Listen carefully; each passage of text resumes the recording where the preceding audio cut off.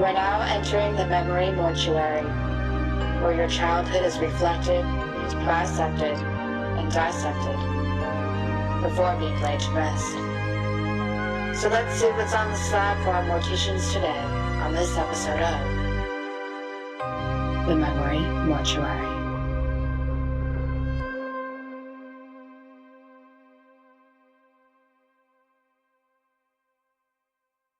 And he says $50, same as downtown. Yeah, no, that wasn't an appropriate joke to say at that wake. Yeah, maybe next time I'll do the one about Reagan and Thatcher.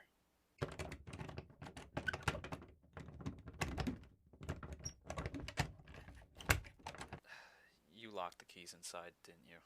You've got a spare? Not since I gave you the spare. Oh, yeah. I lost that first set of keys back at Disneyland, and they're never reopening that again. Alright, so what now? We hire a locksmith? No, we don't have the money for that. I have a better idea. You know that hole in the ceiling back in the emergency storeroom? The one you put a tarp on and have yet to fix? Yeah, what about it? Yeah, so have you ever seen that spy movie? Which one? The one with Tom Cruise. Mission Impossible? Yeah, that one. Let's get on the roof, and I've got some rope for you to lower me down.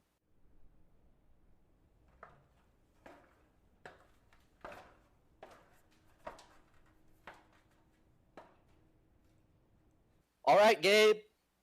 Hold on tight to the rope. Don't let me fall! Damn my sweaty hands. Oh! Has the mortuary always been this tall? Ah! Crap! Oh, God! Are you alright down there? I'm fine. Oh, just in a lot of pain. I landed on one of the cadavers, though. It saved my life. Who'd you land on? Let me check. Damn thing. Really saved my life. Whew. Thank God for... Spy Kids?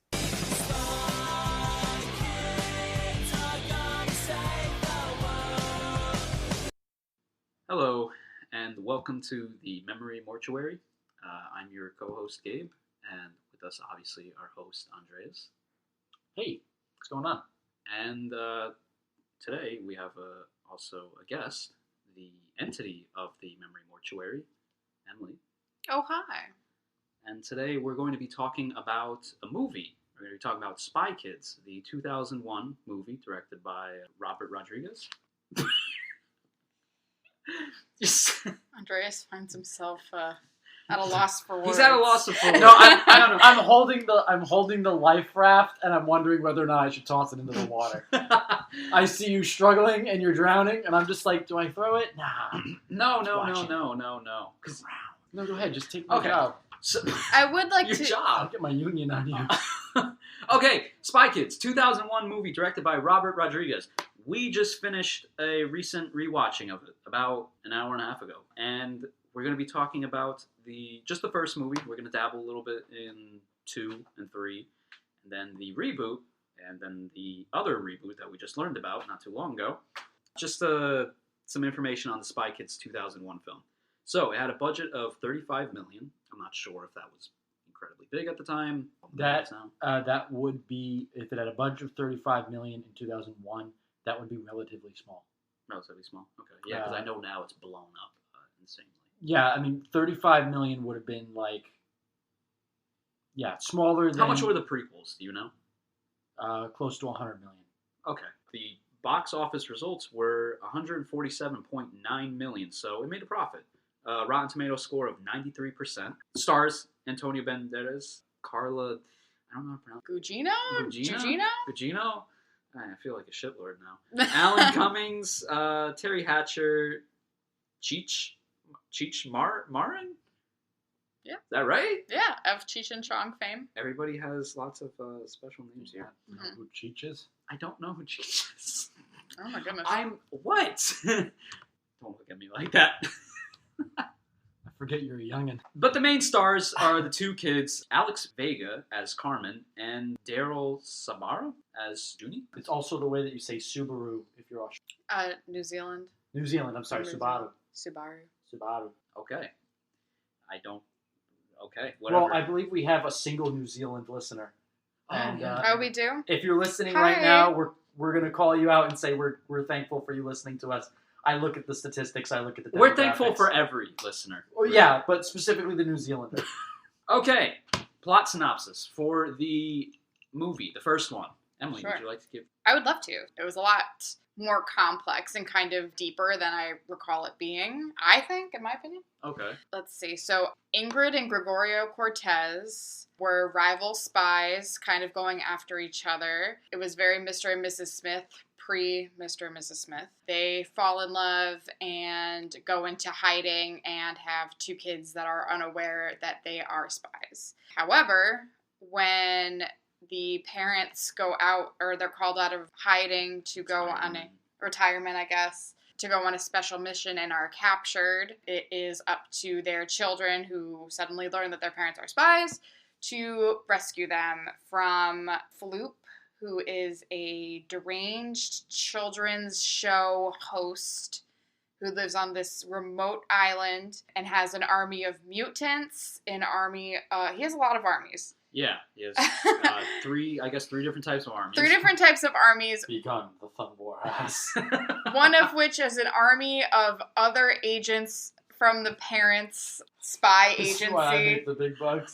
Oh my god. Shut up. Go on. I wish we could get through this without getting the giggles.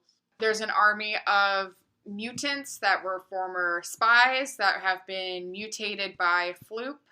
There's an army of thumbs, which are robots where their head and limbs are thumbs.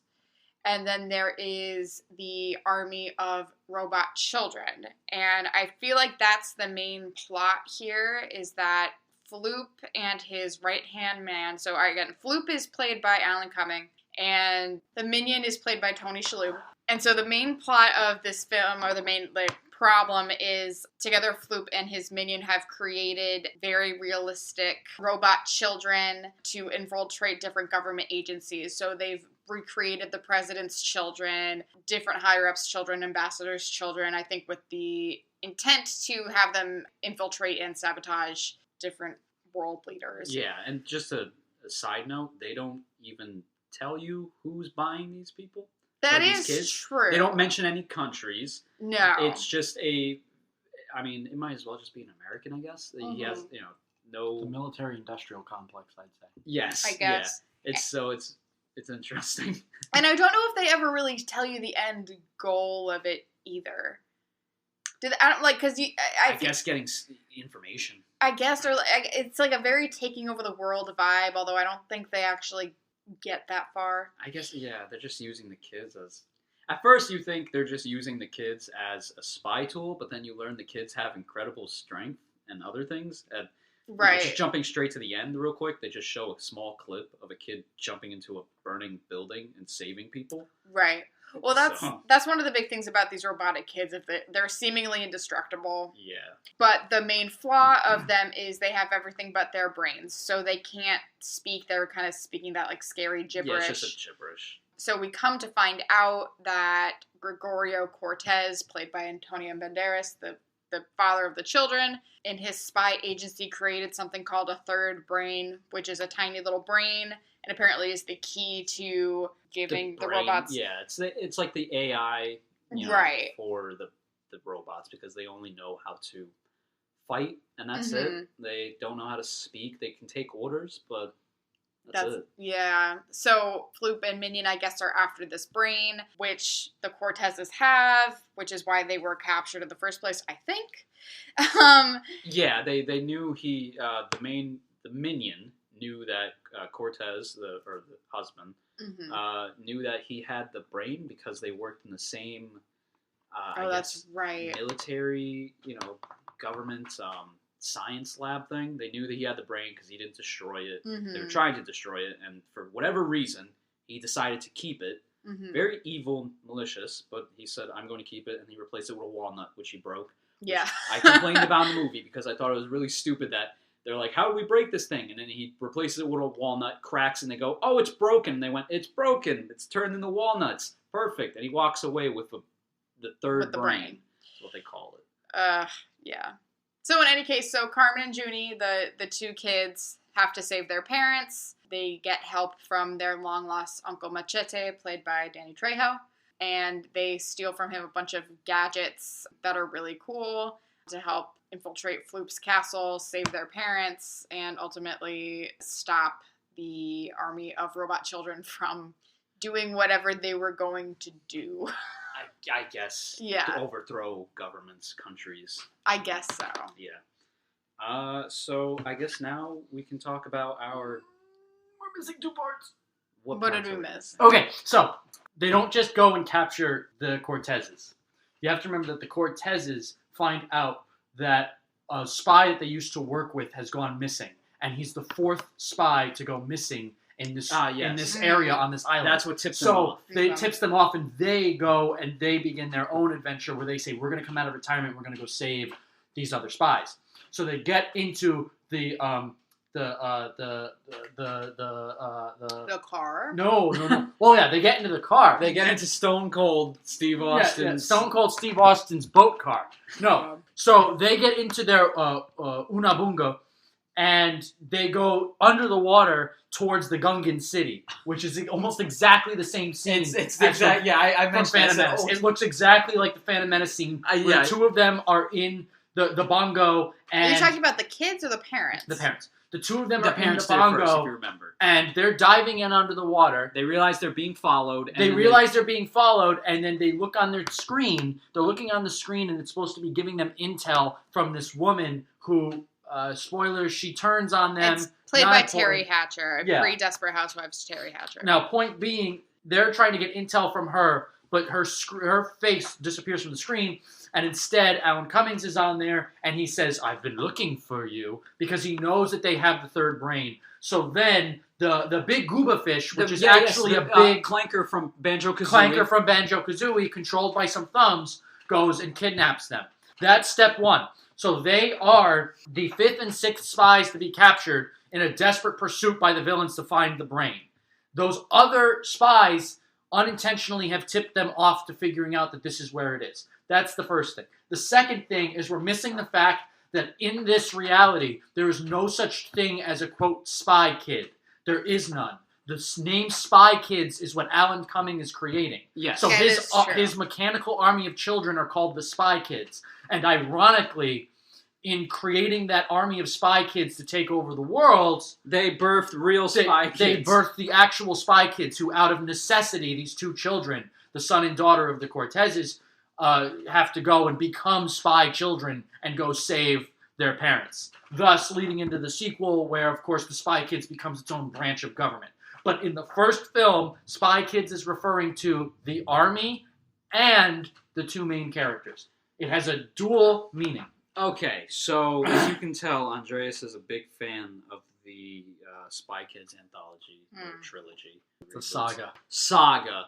Yeah, so now let's get into our impressions of rewatching it, and we can also talk about our memories of when we first watched it, if any of you have. I don't have anything really. I only have memories of watching the 3rd movie, which was a 3D gimmick movie, came out in 2003. We won't go into detail on that since we didn't rewatch it, but it had terrible 3D effects. He wore the very awful blue and red glasses, and I'm pretty sure during the movie there were just many times where they said, "Put your glasses on." Yeah, Like it wasn't all 3D, but there were moments where it was like, "Okay, glasses on now." Yes. Yeah. So the 3D world was in the computer world, the Tron world, and the normal world outside of the computers was non-3D. Believe it or not, 2 dimensions. It was a flat screen that you looked at. Yes, but that's the only memory I have. But are we talking about memories, or are we talking about our impression? Well, we're gonna talk about us rewatching the movie, and then I remember this scene being more scary. I don't remember this scene at all. What part did you find scary, Gabe? The whole thing. The whole thing was scary that they managed to make 3 movies, and then some corporate suit said, "Well, let's reboot this," and then it failed, and they went, "Maybe as an animated series it'll do fine." You're also skipping a beat. Before they said, "Let's reboot this," they said, "Let's try it again, only with new children because these children. Well, grew yes, up, because they've. and they attempted the Shark Boy It's and the Lava same- Girl thing. By the way, the Memory Mortuary right now is haunted by the entity, so the weather is a bit wonky. Sorry about that. Yeah. She's still trying to get in control of the body. The entity does not know how to control itself. So if you hear any I'm thunder, doing crack, my best. you're doing your best. Andreas, do you have something you would like to add? You go first. So my memories of this film are significant. There's plenty of them. This was marketed towards Kids. us, and now this is something we probably should have looked up. Whatever. Sounds so Professionalism. stressed. I know. Do you want to open up the Wikipedia page? We're not being in control of this episode. I know you're itching to do it. You're like, Or do you want me to lead with my memories and you can branch off with that? What would you like to do? we need to go to the great archives of Wikipedia, and It's disturbing that you can't let someone else take the reins a little bit. he's laughing it off, but that's a serious laugh. We should make a Patreon Where we're trying to incentive. escape this. No, I think we Oh. should just be all the cuts of us torturing Andreas. Do you want to hear the internal You struggle want of to hear these both of his episodes? balls bust? I almost threw up. I don't know. God. Okay, so We're keeping my this most thing. significant memories of this is the product tie-ins. Hmm. Someone asked me once years ago, what's the difference between a film series and a franchise? And I said, well, Star Wars is a franchise. Usually a franchise is something with more than 2 films. And they said to me, well, then explain Ghostbusters. And I said, okay, let me revise my statement then. A franchise is anything that expands out of its original source material, and it doesn't matter how quick or how intensely it does it. So yes, there are only 2 Ghostbusters movies, but there was so much merchandise and spin-off material and cultural exposure that it becomes a franchise. That's what happened here with Spy Kids from ground zero. Right as the thing starts, even the weeks leading up to it with the advertising, the merchandising, this became a franchise before you even got the second one. There was a whole strategy here. And the strategy was, we're going to make this thing not just a film that children go see. We're going to make this something that kids want to interact with. For example, there was a McDonald's tie-in where in the film, when the boy is all sad, so the girl goes over to the microwave. Their names are Carmen and Junie, and you should respect their names. Holy shit. Can I talk? Can I talk? Because I didn't just hand the reins over to you. I handed over my manhood somehow. Wow. You That's some toxic masculinity. it really shit. is. Yeah. You were just like the thumb that was walking around the movie that was Oh my pushing God. the kids around. You're such a You're fun the thumb. You are the thumb. You are iron grip. You are pressing us down right now. Oppressing I us. will show you an iron grip in a minute. Can I say what I'm going to say? This is workplace harassment, I have to say. We work in a morgue. It's hostile work environment. Oh, we're back in character now. We're in a morgue, yes. It's a mortuary, you shitlord. That was a trap to see how dedicated you are to the profession. Anyway, so Then why are we called Memory Mortuary? Why is it a mortuary if we're in a morgue? Nothing you say makes sense.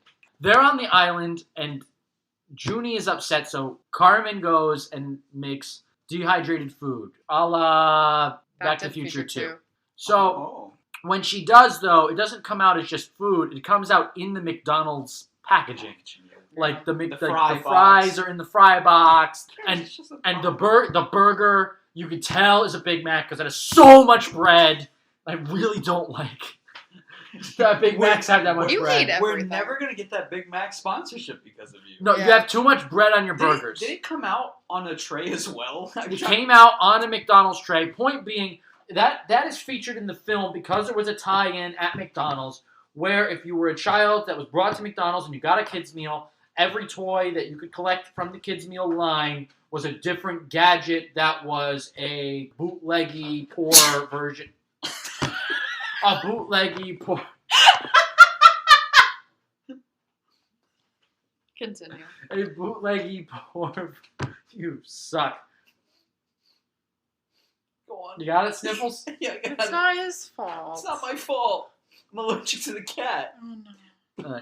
Was a bootleggy, weak version of gadget seen in the film. So they incentivized you to collect those. Another memory that I have that ties into that was they had released an action figure toy line, which, if I remember right, may have been 3 3/4 inches. They certainly weren't 5 inches. They were not that large. So Quick question. closer to 3 3/4. Yeah. Do you remember what the McDonald tie-in toys were? I imagine one of them is just a simple grappling hook. Oh, I do. We'll So get there. Emily Oh. will go in depth on those.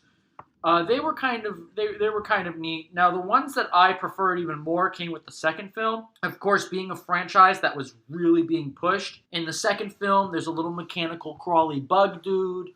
Oh, yes, Yep. I remember. And the way that the Happy Meal toys worked in 2002, right? 2002. 2002. Each 2002. movie came out a year Mhm. later.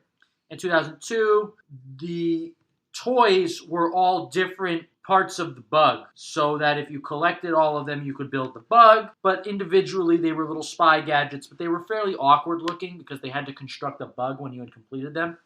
As a kid, when the second movie came out, I was absolutely 100% on board with trying to rebuild this bug. So that's what I remember about this franchise even more than the films. That, and of course, I remember all of the famous celebrity cameos, which ballooned throughout the franchise. So in the first film, you have your stars like Antonio Banderas. You have George Clooney in the last. Well, I was 3 gonna minutes. get there. In the first film, some of your guest stars would be George Clooney at the end of the film. In the third one, you had George Lopez. No, it's not. No, yes, it is. Yes, it is. George Lopez is in the third one, but also Sylvester Stallone's in the third one, And Elijah Wood. and Elijah Wood's in the third one. In the second one, you had Steve Buscemi. Steve Buscemi, and you had in the third one you also had Ricardo Montalban And Selena Gomez. and Selena Gomez. So Really? That I don't remember. She was a little girl. She's in the very beginning. They do like a noir opening. Yeah. And I believe Junie has like made himself a little baby private eye and she hires him. She's in like 4 minutes of it. Yeah. So. That's it? Yeah, she was like relatively unknown at that point. So Okay. that's the other thing I remember about these films. Now, I personally think one of the big franchise elements of it was the merchandise. Like I said, I owned some of the 3 3/4 inch figures at the time, both for the first and second film. I preferred the second film because it had monsters and creatures in it. Not important.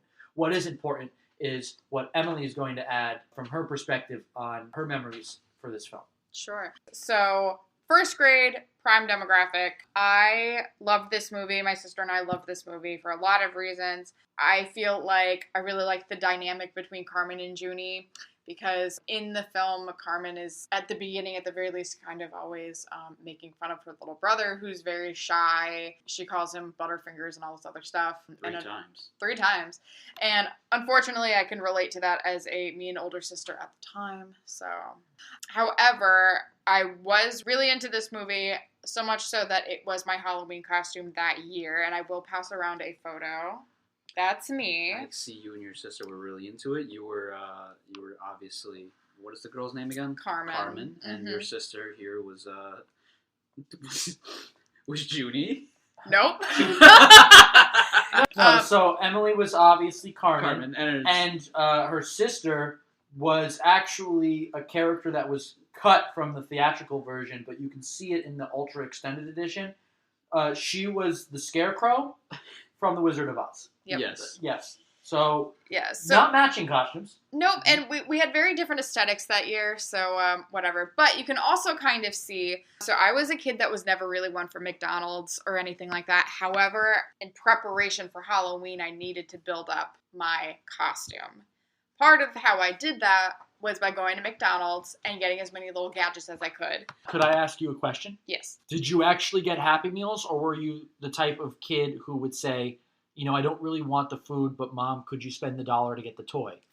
Oh, I think I think we just got the Happy Meals. Okay. Whatever. Didn't you hate having to do that? Go back to the counter and say, I have this toy. Can I get another one? I never did that. I never never did did that. that I either. never did I would that. get the same toy, and then sometimes I'd be like, I don't want this one. I want a different one. Can I get Wow, another one? you Oh, were oh. really... No, I'm just saying you were really brave, because I, as a Oh, child, okay. never did. I kind of sucked it up and tried to trade it with somebody else, but I never gave it back. But there were times where if I if I had earned $1 or found $1 or something, and I would think to myself, how could I spend this $1? Because I was a little kid and I'm going to spend the money as soon as I could. I would say to myself, okay, I could get something at like a dollar store, or I could get a bar of candy, or you could straight up get any toy at your local fast food restaurant for $1. So you would go up. I didn't know that was an option. That I was didn't an know- option. I didn't know either. Oh, I did that a lot of times when it was like that's actually. So in 2005, they would go and release a whole collectible set of Star Wars toys at Burger King to go along with Revenge of the Sith. And I, being Star Wars obsessed, needed to collect all of them. But I couldn't possibly have that much fast food within a month. I couldn't. Oh. And I couldn't even imagine it. So what I did was I would say, like, listen, I really need to get the Chewbacca next, or I really need to get the Vader next. Now, sadly, they came in black bags, so you couldn't tell what they were. Oh. Because there was, like, some Yeah, hidden on rare purpose. ones. Yeah. So what I would do is I would bring the $1 and I would say, can I please get one of the toys, please? And they would sell you just the toy for $1. Didn't yeah, know that. I didn't know about that until I was maybe 13 at the time, where I was like, I don't care. I don't. Oh, so I actually remember doing that for the Spy Kids ones too, where Well- I got a few while getting Happy Meals at the mall, but a lot of times. Well, so I only ever did them with the Happy Meal, which is why I don't have the entire set. So I think we'll put this on the Instagram. So if you're listening to this and you want to see the actual picture, go ahead and look at the Instagram at Memory Mortuary. But I will also describe it. So I am in a homemade costume made by my mom. She made a custom jumpsuit for me, which was really cool. And I am wearing some black socks with some Mary Janes on top. So that's pretty cool. Could I ask what Mary Janes are? Yeah. They're just the little girl dress shoes with the straps. Oh, okay. So I did not have boots. So I have a couple of the McDonald's tie-in toys, but not all of them. So some of them I improvised with. You will notice that I am wearing the watch. That was the big one for me. It's like a little communicator watch. And then it's kind of also hard to see, but I have the little earpiece set. It's under my hair, so you can't really see it. And then I believe I also had the sunglasses that I'm not wearing in the picture. Okay. And those are the only toys that I remember actually like getting from McDonald's. Again, I didn't know it was an option to go up there for $1 and get the piece by piece. You look like you're wearing a beeper too. I might be. So actually, what this is an old flip phone. not even a flip phone. We had recently changed landlines at the time, Okay. phones. So That's we went neat. ahead and just clipped the old house phone to my utility belt. Oh, I love it. I am also wearing, it's a fake beeper. It's like a fake pager, like a kid's pager. But Yeah, that's so what that's that what I is. was looking at that thing. Yeah. And I also remember, I can't really see it in this picture, but I did try to recreate some of the gadgets from the film by myself. So in the film, they use electric bubbles, which just looks like regular bubbles. It's just so. a bubble with electrical effects on it. Right, so I have like a little bubble wand in my utility belt. I was not allowed to chew gum as a kid, but my mom let me put some gumballs in there too as the tracker Electrical- gum. Yeah, the tracking gum and there's Mhm. electrical gum. Yeah. So that was in there too. I was very proud of this entire ensemble. We also have a home video of me showing off some of this stuff. So it's pretty cool. Yeah, looking back also at the Happy Meal toys, I actually remember owning two of them. I owned the earpiece and I had the weird camera. Oh, okay. I don't remember what the camera did. The reason why I remember them is because as soon as I saw them, I said, oh, I remember that color scheme of black, orange, and a blue. Mm-hmm. I had two of them. My cousin had some as well. But I don't remember what the camera did. It was probably just... Well, I think the camera's actually from the deleted scene. So we did watch this on, I think it was Amazon Prime. Yeah. And I know there's actually a thing going around the internet relatively recently of people thinking they're having the Mandela effect, but actually it's not. So in the theatrical release and whatever got released on DVD, when Carmen and Junie are scuba diving, there's a scene where I think the dialogue is Carmen says, the water's getting warmer over here, and Junie says, oh, I peed, and then Carmen goes, ugh. In the version that we watched, and the version that everybody's freaking out about, like on TikTok and stuff like that, is there's a whole scene with sleeping. So that scene of dialogue of the oh, I peed is no longer there. It's a whole extended scene of sleeping sharks. And the whole thing is like the sharks sleep when there's a certain acidity in the water. Yeah. So one of the things that Gabe and I pointed out as soon as we saw it was I kind of turned to him and I said, So these sharks are allegedly guarding the entrance to this fortress underwater, to which I have to ask, what kind of lunatic puts sleeping sharks as the... Like, when you build a moat, you don't put sleeping alligators in the moat. I guess they were expecting some kid to pee in there. So, Maybe. I'd like to think that they simply built it as a secret entrance, and the level of... They said it was like salt level or acid level or some crap like that. It was just perfect for the sharks, and they said, hey, we're going to make this our home. I don't think they planned to add the sharks. That's my headcanon. Maybe. The sharks were never part of the original plan. They just happened to make a home there, and they went, we'll just keep it there. No. They were filming the scene, and there just happened to be sharks on the set. So Well, nobody those are blamed not it. real sharks. they put the kids in the water, and they said, swim. If you don't mind me saying, so, small little fact that is up here in the old noggin. That is worthless, but I will say it because it matters right now.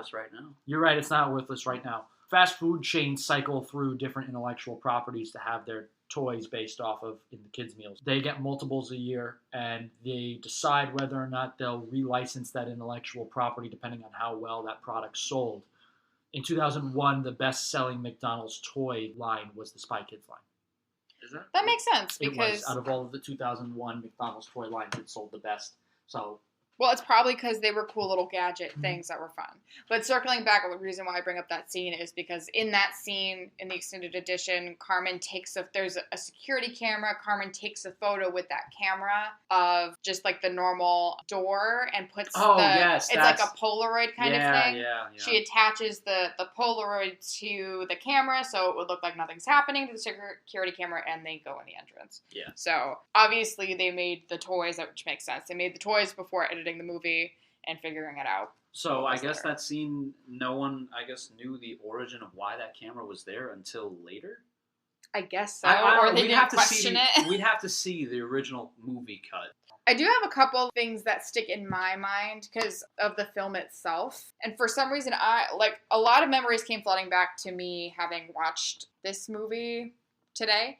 But there were a couple scenes that still I remembered for some reason, and it was only a couple things. One of them, and I don't know why, was in the first scene. The movie opens with the mother telling her kids about how she met her father. Right. And it's the whole Mr. and Mrs. Smith plot. But the shot that stands out to me is when they do this whole funny sequence about how they were started dating from afar, so they're at a restaurant, and they're at separate tables across the thing. It's very funny. And then they go to the Eiffel Tower, and Antonio Banderas proposes to the mother by, they're on opposite ends of the railing, and he, flicks the engagement ring box, across the railing, and, she grabs it. For some reason, I remember that very vividly, and not much else about that whole sequence, which is interesting. I only remember much of the action when they were inside Floop's castle. I don't remember though were the thumbs in the other movies, or was they have a cameo in the second film. Okay. Yeah, I vividly remember the thumb robots a lot. Mm-hmm. Some of the gadget stuff, mostly everything inside Floop's castle, all the stuff going on there. That's what I mostly remember. What about you? Rewatching this film, I realize how much more I like the second one than I like this first one. I'm a little, not mad that I rewatched it after so many years, but it certainly almost went down a peg for me in some ways.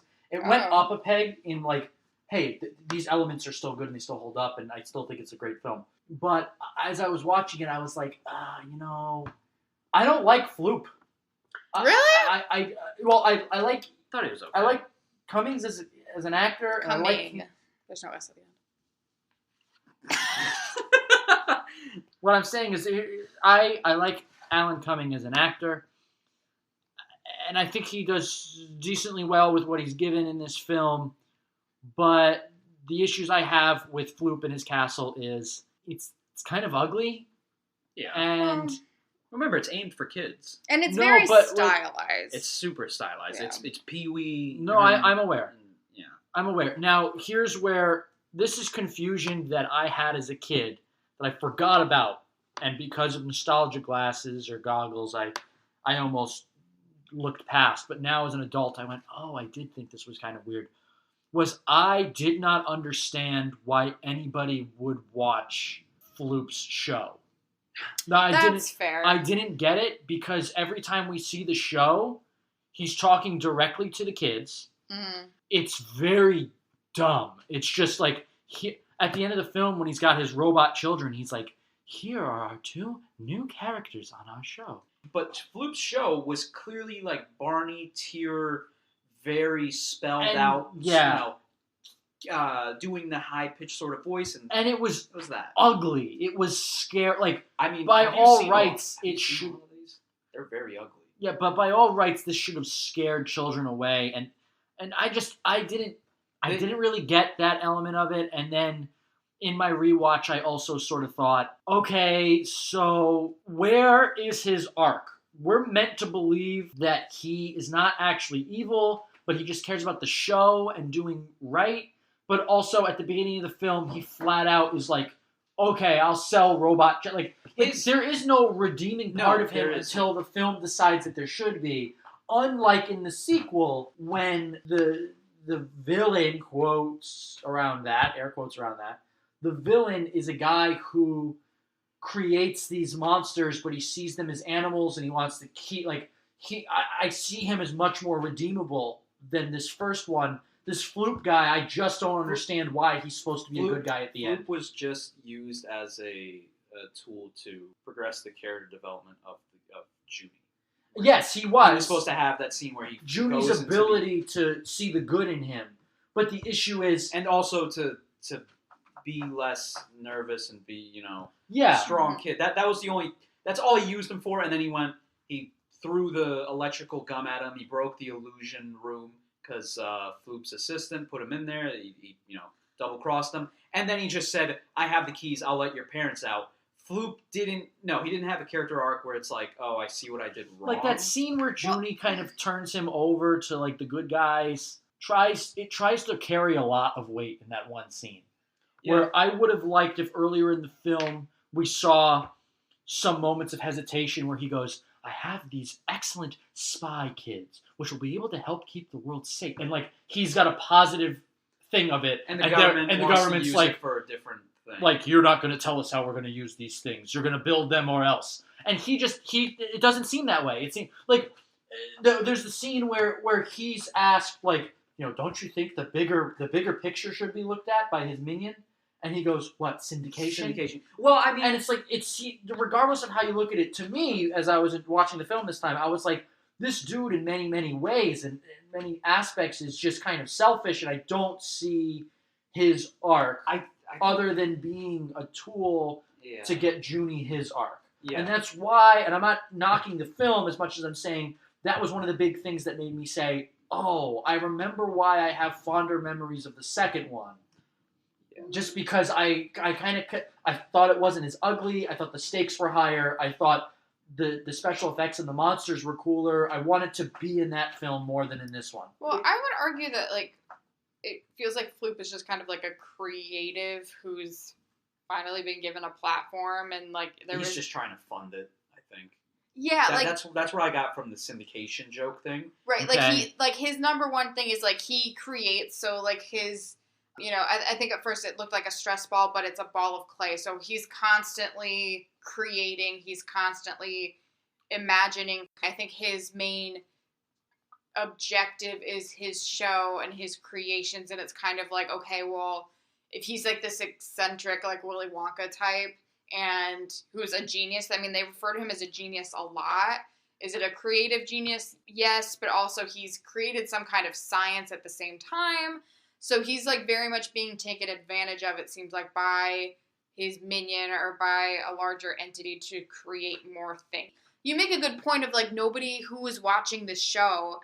And he kind of does seem surprised that Junie watches this show. So maybe it's a thing of nobody's really watching it. He's the second most popular show. They say it twice in the film. Yes. Yeah. Do they?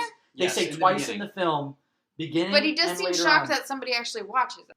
Yeah. I think he just wasn't expecting that from someone that was there to stop him. Yeah, to stop him. Oh, okay. Like, he does, and his whole thing is like, what is my show missing to get it to number one? And I turned to Gabe and I said, a plot? Because obviously this show doesn't have a plot. It's just him kind of almost Rambling, googly rambling Yeah. sort of thing. noises, and Has he, a couple songs. and he's that- got these weird Wow. creatures, and like it's an acid trip, and I don't see any. I'm not convinced. Like you make the Willy Wonka parallel, and I'm glad you did. Yeah. I'm glad you did. I see why children would be obsessed with Willy Wonka and his products. Right. I don't see why they'd be obsessed with Floop. There's billboards of Floop. Floop is Oh, like yes, there is. Yeah. Floop is like in this world for good. And when I look at, say, Willy Wonka, I think to myself, okay, so Willy Wonka obviously has that dark side in the fact that he is trying to weed out these children and these parents. Like, okay, Yeah. Right. oh no, please don't. Like, he obviously wants them to get hurt or maimed or out of the Oh, picture. God. Sure. Floop reads to me as Willy Wonka if Willy Wonka was trying to sell the bubbly soda to the Fizzy lifting drink? fizzy lifting drink. If Willy Wonka was trying to sell the fizzy lifting drink to the U.S. Army and says, hey, if you use this and you put it in the enemy's water supply, they'll all float into space and die. No, because it's kind That's of... true, but it's kind of a thing of like, okay, but Willy Wonka has a marketable product to begin with to fund all his stuff. He makes candy, it's great, that's all everybody talks about. Yeah. Floop has the vision that I feel like nobody really likes. Like, how do we know that the government hasn't been rigging the numbers that he's number two in the nation or whatever it is? That's what I'm kind of getting from this. So, like, the government is pushing him to make their product, but there's still a choice there. That still falls on, he can't live with being, like, that is a villainous flaw in that. Oh, sure, yes. Like, and so... But I think, like, if his creativity and his show could stand on its own, I don't think he'd be interested in outside projects. Like, obviously... Would his show exist at all if he didn't have spies coming in that he was transforming with mutating technology? Because all of the stars That's of his true. show are mutant spies. People, like, innocent people he's brought in.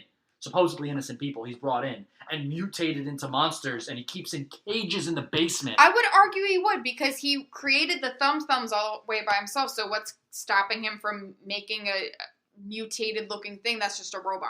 It's kind of a win-win situation His for both of them. character's complicated. It's Clearly they complicated. didn't think it through. Yeah, it's He's doing a lot of things, and I they're would say also it's complicated at best, messy at worst, and Right. may It's- fall somewhere in the middle. right. And to be quite honest, it's a kid's Yes. thing, and nobody, But the what- target audience isn't going to be doing But what no, we're but that's, doing no, right but now. that's actually my point, though. My point is, though, that as a kid, I remember being genuinely confused as Okay. to two things. Why he became a good guy at the end. I Mhm. remember as a kid being like, he's the bad guy. Oh, see, I just thought he was being taken advantage of. Like, he Oh, was the so puppet and not the puppet. Yeah, I master. had difficulty coming to terms with that. I mean, at the end, he's so nice, like, trying to help them that I kind of was like, okay, I don't understand why he's the good guy, but he's the good guy now, so as a little Right. kid, you accept it. Sure. The other element is I never understood why anybody would have liked the show. So yeah.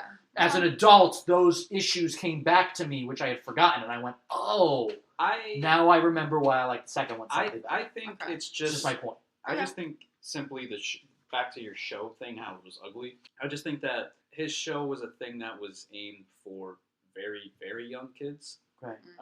Which I don't know how old Junie was supposed to be in it, but he came off incredibly young.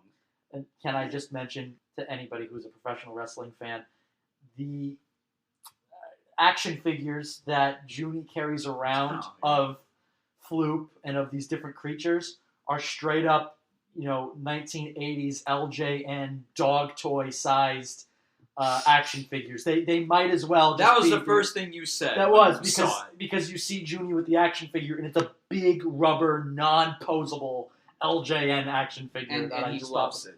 thought was so funny. He loves it, which is, again, another strange thing. A lot of things don't make sense when it comes to Floop's character.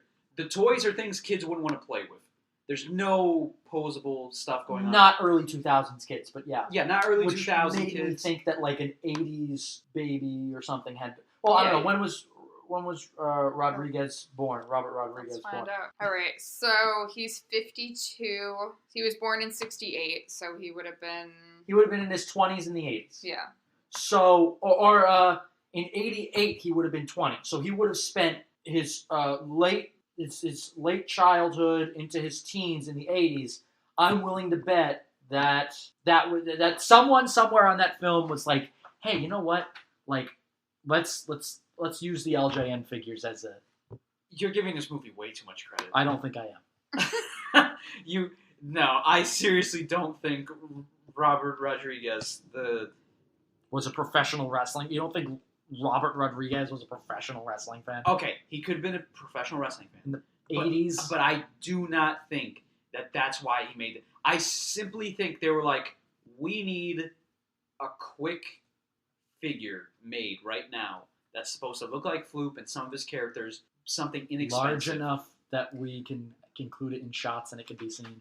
Yeah, and to be quite honest, and you brought this up, there are a lot of really great practical effects in this. I'm sure the action figures were the least of like the art department's problems. Yeah, for a 2001 film, it's Yeah. It's great looking. The effects, no crappy CGI. Really, it's not like for 2001. Within context, within context. For 2001, it looked great. The green only screens scene that looked kind of ugly was beyond the Floop stuff, but the Floop stuff looks good, intentionally ugly. Yeah, Right. But I think the only scene that looked weird was the jetpack scene. The jetpack scene it's because there's lots of zoom ins on the kids. And snap zooms everywhere. It's really bad. And so a film sets up its directorial style pretty early in, and then when the directorial style changes abruptly, you say to yourself, "Oh, weird. It's unsettling." Right. The snap zooms are unsettling. They're not there early in the film. The super close up. Yeah. They show up during action scenes. Right.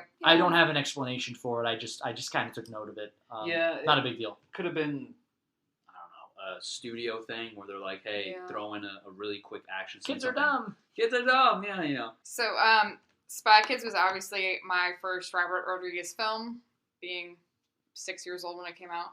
But since seeing more of his films, my favorite being From Dusk Till Dawn, that's by far the one of his I've seen the most. I feel like you can kind of see his style, but I'm also very impressed with this being his first kids movie. I think he did a really great job considering his previous work, which is very, very, very, very adult. I think he does a good job of kind of keeping a balance between surrealism and realism. That kind of seems to be constant throughout his movies. But he also does a good job, I think, of adding a little bit of wink, wink, nudge, nudge to the adults in the theater with their kids at the same time. I mean, just including Cheech in this movie is one of those. In a lot of his things. Yeah. And again, I think we brought this up, but I can't, having seen From Dusk Till Dawn and then going into Spy Kids, you can't, I may have said a quote from Cheech from Dusk Till Dawn when he showed up on screen. When he's barking for the titty twister, I mean, that's all you think about. Yes. But he comes in and he's,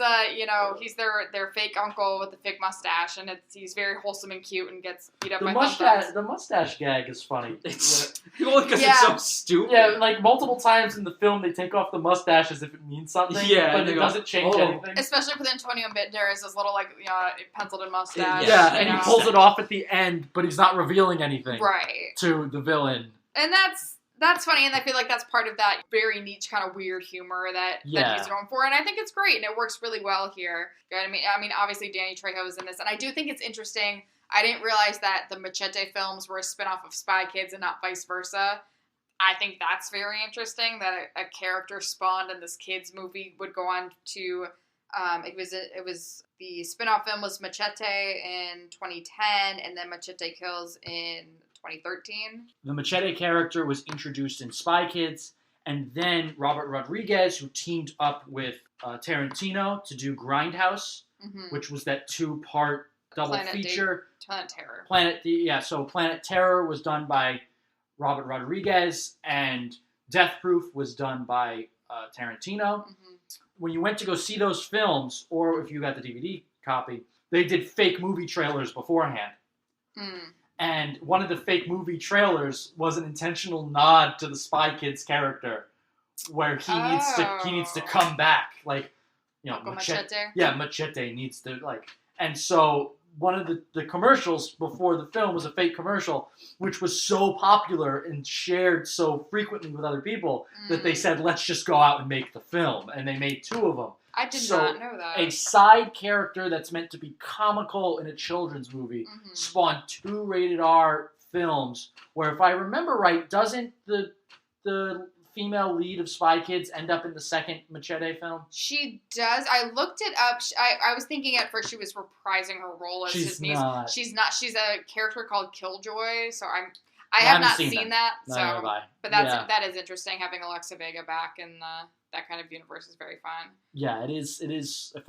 It's unofficially the same universe. And- Other little random tidbits that I picked up as an adult that I didn't pick up before. The diaper gag. Oh, poor thing. So when Carmen and Junie are fighting at one point, Junie decides to fight back verbally with his sister and calls her diaper lady. And is like, yeah, I know you're wearing diapers. Mom told me not to say that I knew anything or something like that. At first, as a kid watching that, I'm like, what on earth? And you think she's literally wearing diapers, like, oh my God. I thought that as well. I even thought that now. When Yeah. I looked over to you and I went, oh, she wears diapers? I was like, wait, hold on. Yeah. And then you went, no. And I went, oh. Yeah, so he must have found her stash of pads. She's probably 11 or 12 and she's embarrassed and that does shut her up in the movie, which I think is a little bit funny, like, oops, like, let's be embarrassed about getting your period. But I'm like, oh, that went completely over my head as a kid, so that was kind of funny to go back and watch. The liquid metal Terminator plays the evil government guy in this movie. Okay. From Terminator 2. Nice. It's a fun fact to anyone who likes Terminator. Well, Emily, since you seem to be our expert when it comes to the information of where are they now. Oh, cool. So if you'd like to give us a little, bit on where are the main 2 actors. Sure. I'm surprised that you're able to host while playing a gotcha game. It's on auto. It's fine. Oh, it's on auto. Oh. Yes. So Alexa Vega now goes by Alexa Pena Vega. She did get married to Carlos Pena. She has 2 kids, Ocean King and Kingston James. And we did bring this up. She did do clear blue pregnancy test endorsements while announcing her pregnancy via Celebrities Instagram. are weird. Yeah, I don't think know. That's what we got from this. It's very interesting that you can now get your pregnancy announcement sponsored, but that's I'm happy Corporate for her. America. She's 31 years old at this point.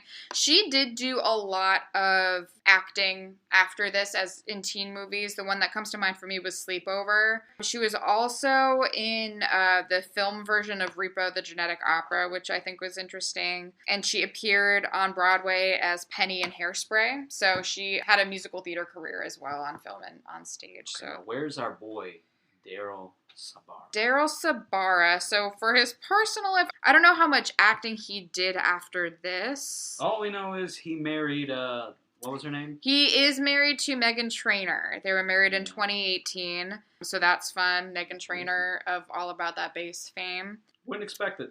I know, it's like one of those random little tidbits. He was in a couple other little things. He made cameos on Wizards of Waverly Place, The Polar Express, Oh. The Green Inferno, which I refuse to watch. Yeah, I would rather watch paint dry. Yeah. Isn't that the terrible cannibal movie? Yeah. Yeah. it's a piece of shit. Yeah. Yeah. Alexa Pena Vega has also been on stage recently. He starred alongside Chloe Grace Moretz in the off-Broadway play The Library, directed by Steven Soderbergh. Oh, and he also was in Machete as well. He co-starred in 2012's big old flop John Carter as Edgar Rice Burroughs. Oh, that was him. Yeah, Weird. I know. The Cortez parents Mm-hmm. get captured and chained up 4 separate times in this movie. Yeah, their kids are absolutely the superior spies in this film, which I Yeah. find very interesting. Their But- parents are bad spies. Yeah. Would you like to bring up your Casino Royale? The first time they get chained up, they're in this room alone, the 2 parents, and they're tied up to the chair, and they're facing the opposite directions. And the 2 things I thought of was the first scene I thought of was from Indiana Jones and the Last Crusade, where they're tied up and they try to escape and they light the room on fire, and now they're in a burning room, like, chained up. That was the first thing. I kept it to myself. The second scene that I thought of was from Casino Royale, where the villain comes in with the rope and just starts swinging the rope on James Bond under the chair when James Bond's naked, and James Bond, says the famous line, "Now everyone's gonna know you died scratching my." I couldn't- can't imagine that coming out of Daniel Craig's mouth. Like that's I've You've never never seen seen Strange. Casino I've Royale. never seen No, I Casino guess Royale, not. so when you showed me that I'm a scene, really big James Bond fan, and so when I saw them chained up, and I'm thinking to myself, "Oh no, that's the chair," and I was so scared for Antonio Banderas, and so they escape the first time, and they fall into dinner with Floop. Floop, and then they hard cut later to them in a different room in the same setting. Then they break out again. And they escape, and they're making their way out, and then the kids find them chained up, standing to like a pole that they're brought And up then they're on. brought up, but then later And then they're brought to another place, and they remove the chains easily. I don't know what the hell Yeah, happened in and that then, scene and still. then the kids find them for a fourth time in cobra clutches from the bad guys, in headlocks, going, "Run! It's not worth it!" Like, they cannot stay uncaptured. Like Antonio Banderas, if he was in Casino Royale. Okay, well, let's move on now. yeah. Let's get on to, is it relevant today? I think there's two separate conversations. The first is if the original film and its two sequels are relevant today, and then whether or not the franchise as a whole is relevant today. The franchise as a whole, I think, isn't relevant. No, It can't stay alive. They No. tried a smell-o-vision one, I think. Right? It was a Oh, well, 4D. they did. It They was a did. 4D experience. Yeah. really. Mhm. It- You got little scratch-offs. You smell that was a them. McDonald's thing too, wasn't it? I think you got some of the scratch offs out of McDonald's.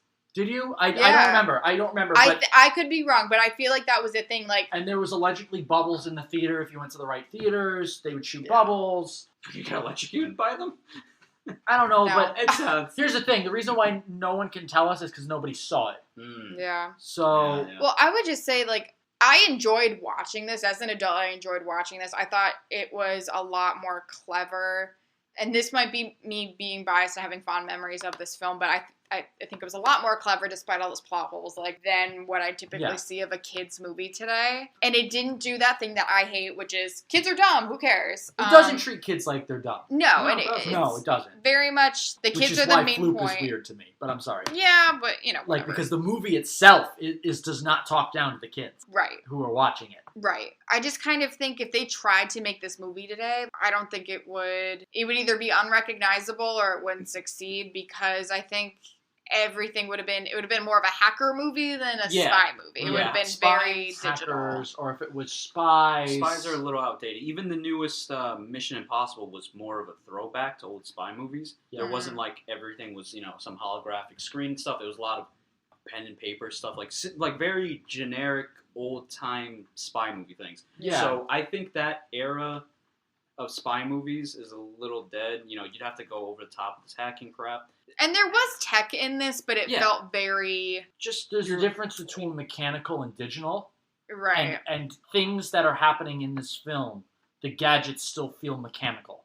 Right. They still feel like I have an item that I press a button physically and it shoots out a grappling hook and I use the grappling hook.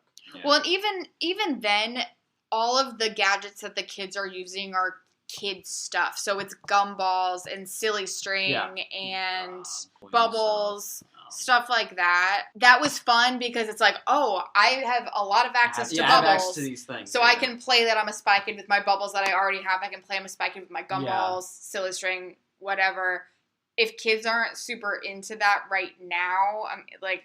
Yeah, you'd have to make all their gadgets their smartphone. With Yeah, all different and apps. Every app would Like, be a different gadget. There would be an Alexa-esque voice that they spoke to, and Right. they'd say, Alexa, I need an app for being able to get through this door. And they'd download say, it. yeah, and she'd say, Yeah. working on it now, Yeah. Spy Kid Agent A.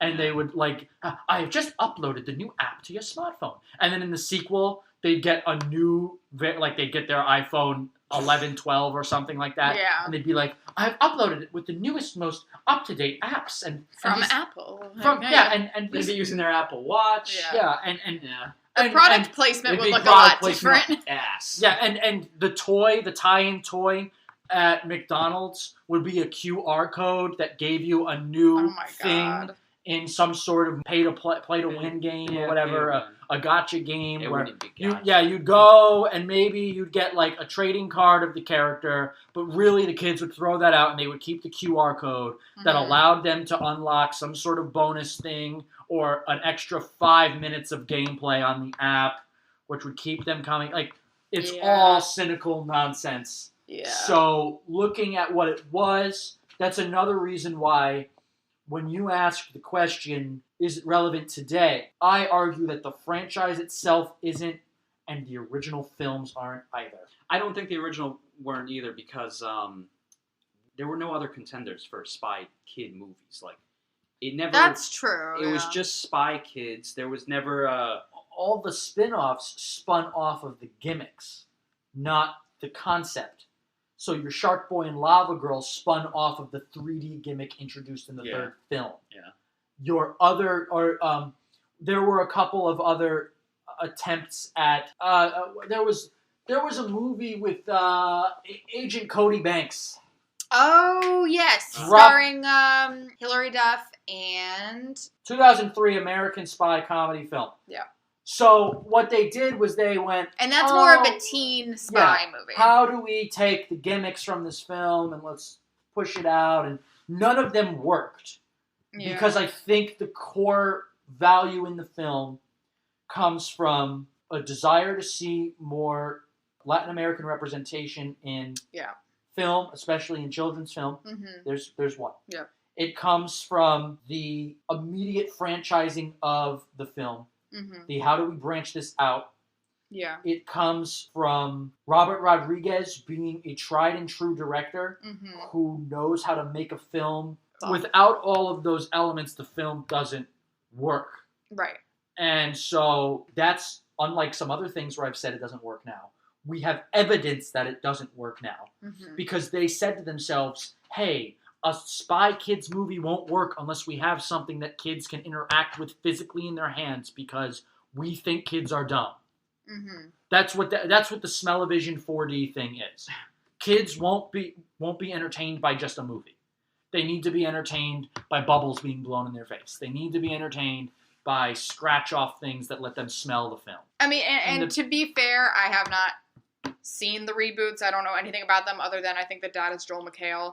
So I think that kind of takes out the Latin American element of it, which is kind of losing some of the personality that these films have. All I know is that it flopped and they didn't do another one. So the original film feels like there's a story that needs to be told, and it's a story that somebody wants to tell, and they go and they tell it, and it works. Right. Films are grabbed from intellectual properties that are recognizable now. It is much more likely that we will see a Spy Kids reboot again before we see a new children's franchise come about. Yeah. Maybe. Because they just can't creatively bankrupt. How do we get to point Z as quickly as possible? Point Z being, how do we turn this into something that children will buy again and again and again and again, and we don't have to actually physically produce? There's no continual investment value necessary. You produce 20,000, 30,000 units of just one of the Happy Meal toys. You hope it sells. Right. You restock those next year when the sequel comes out. You produce so many action figures, so many different children's outfits, whatever it is, right? You produce those are out in the world. When you create, say, like a children's app, you can keep all the bugs in it.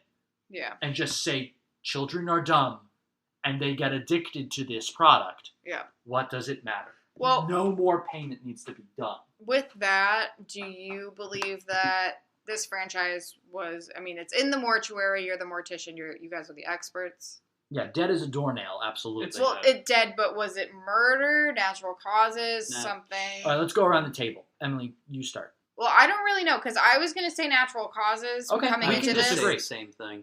You didn't say natural causes? Yeah. But kind of your like bit about like they couldn't survive because of smartphones. It couldn't survive if like part of the reason it did so well was the Happy Meal toys and the actual thing in your hand. That's not really a thing. So I don't really know anymore. I may have convinced you guys. I think this was murdered. Yeah. This is something that murdered by society, not something else taking its place. That's why I wouldn't say it was murdered. I would say it just died trying to be relevant. No, but here's what okay, sure, but I see it as murdered because whether or not there is a place for a traditional Spy Kids film, and by traditional I mean the first two films, for a traditional Spy Kids film in the modern day, we can't say because the data isn't there. Right. There aren't films like Spy Kids or Spy Kids 2 in the modern zeitgeist. Right. So we have to extrapolate from data that we have. And what we have, we say, yeah, this won't survive. This just won't freaking cut it. So to me, I think that the movie studios killed it. They pushed and they pushed and they said, okay, you know what? This first one, good film. Let's franchise. Let's keep pushing. Second film, great. Okay, we got a sequel. Franchise. Let's keep pushing. What do we do? Let's 3D. Regardless, the studio pushes closer and closer towards. We don't trust that this can hold on its own as a film franchise. How do we include the gimmick enough to make it so kids come back? That third one happens, and then they say, okay, you know what? Forget the Spy Kids thing. It was the 3D that made this one successful. So let's try Shark Boy and Lava Girl, which bombs. Yeah. And then they say, oh, I guess the gimmick isn't what works anymore. Let's try a new gimmick instead of saying, let's return to the original concept that made a ton of money. Yeah. And I would argue that's not on Robert Rodriguez or anybody No. actually, the creative element. I feel like it's all studio, all marketing, which It's is all interesting. studio, it's all marketing. So, I don't know. I kind of feel like this was, I don't want to call it an inside job, but there were a lot of elements at work killing this thing. Where I came in thinking this was a cut and dry, it's natural causes kind of death, but I feel like it was kind of It's a weird combination. Yeah, But killed by its marketing, killed by iPhone, killed by just kids whatever. moving on to new, this. Like, natural causes to me, because maybe we don't define that enough here. No. Yeah. Natural causes to me feels like something that comes around and it's very popular. And then people just kind of naturally move on. right. It's Beanie Babies. Yeah. It's Tech Deck Dudes. Right? Tech Deck Dudes. Nobody directly did something that caused that franchise to fail. That was something that came about and was popular, and then the whole skateboarding excitement sort of faded out, and the relatability with the thumb idea. Things just start to fade, and that's okay. It's like Zoids. It's like people move on. That's why this feels more murderous. This is action being taken where they say, no, that original idea is not enough.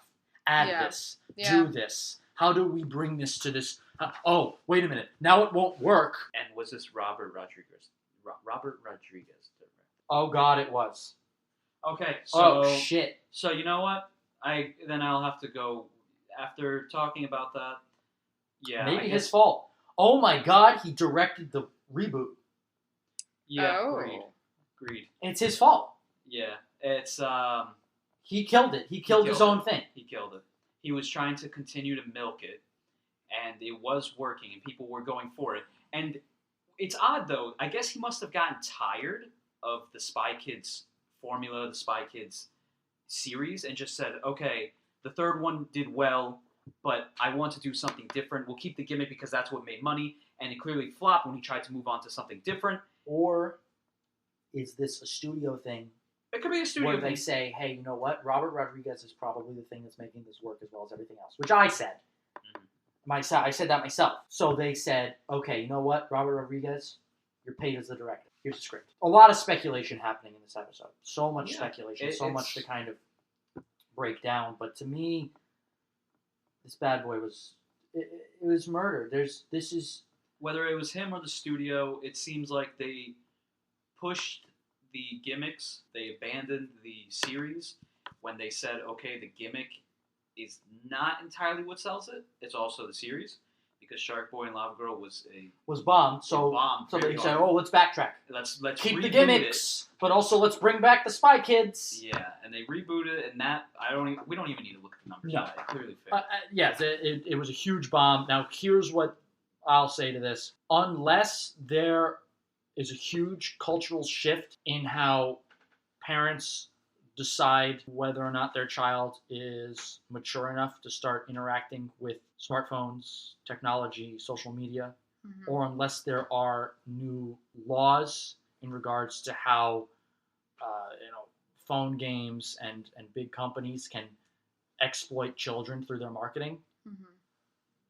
This is an unsalvageable franchise. Yeah. It is Well, unsalvageable to me. okay. I mean, you don't have to agree. You don't. I just, from my perspective, unless we went back to a much more tangible, pre-digital age, why would a kid want to go sit in a dark theater, watch a film about a bunch of kid spies for 2 hours when they can consume twice as much funny stuff, air quotes, by just swiping up and watching 50-second things? Not You know, even 50 seconds. I don't know how long is TikTok is. Vine? Vine doesn't dead. exist anymore. Movie is Yeah. just a one and done thing. Yeah. I Not to mention all the user data you get from the phone game. And then you sell it to the Well, companies. even that, I mean, that user data you get helps you decide whether or not you're making a sequel. That too, yeah. If one of the most, if you put price tags on every character, every gadget or whatever, and then you have data that says, oh, a lot of kids are spending their parents' money on this gadget in the game, that's going to be a big gadget in the next. All cynical moneyness to everything. So, sorry to bum you out. Well, with that, do we want to eulogize this very briefly before wrapping up, or Sure. Yeah. do we all want to eulogize, or I can, or whatever? I certainly have You what to say. you have the Halloween costume. I do Yeah. have the I think Halloween it's- costume. I think it's only right that you eulogize. for Seems this. like you were the one that I was Yeah, very more of a into it. connection. Yeah, I certainly was into it, but you deserve it. This is for you. Well, thank you. So I obviously, growing up, loved this movie, loved this franchise. Going back to watch it right now, it holds up for me. I really enjoyed it still as an adult. Obviously, I'd like to thank Spy Kids for this really awesome Halloween costume, and also my mom. But I think it was a unique movie for the time, and I think just in general, I think it's still a very unique movie. I think it's great that it kind of put kids in the driver's seat of a action film in a way that I don't remember having a reference for. I think it is a great way to represent siblings that might have a rivalry, but at the end of the day still love each other. That's very much where I was in my family at the time. So that's another reason why I think I really connected with this. And I don't know, it was just a lot of fun. I think it was great for, Hispanic representation in, American film in general. And it didn't shy away from the fact that it was Hispanic and very culturally relevant, I think. Yeah. And I'd just like to say thank you. I enjoyed rewatching. I feel like this is something that, when I have kids, I would have them watch this as well. And, it will be missed, but I think it's one of those things that's better left how it is. And I would argue... And be sullied by modern day hands. Right, and I wouldn't encourage this to be rebooted at all. I think it's good the way it is in the time frame it was in. This is going to be one of those movies I think that's maybe in a couple decades one of those standards where it stands out for the time and is still a good watch years later. So Yeah, I would agree. Yeah, It's a thank very you, Spy quaint Kids. movie. Well, it's still going in the hole. Hammer and chisel, what's our life and death dates on this? Well, I think it really is just the one. I think it's just 2001. So. We're we talking just- about the franchise. Yeah. Oh. I would say 2001, 2003. Yes, Okay. definitely. Just the three trilogy. That's That's it. fair. 2001 to 2003. Mm-hmm. Primarily because that second movie's very, very good. Mm-hmm. It connects back to the first one. Mm-hmm. It has the same kind of tie-in products. And the third one would be where it died. Right. Even if you enjoyed it. Like, that's it. That's its last hurrah. If you enjoyed it, or if you didn't enjoy it, then it's Okay. oh, it's so dead, So, Okay. 2001, 2003. Thank you for visiting the Memory Mortuary. Our hosts are me, the Entity, and morticians Andreas Marangos, Esquire, and Not Your Uncle, Gabe. Our cover illustrator and graphic designer is Emily Barksdale. Our intro music was composed and performed by Christian Decknatell. If you're enjoying the podcast, please follow or subscribe on whatever platform you are listening on. You can follow us on Facebook and Instagram at Memory Mortuary. We'd love to hear your feedback on these platforms. Join us next week as we perform another autopsy here at the Memory Mortuary. We're sorry for your loss.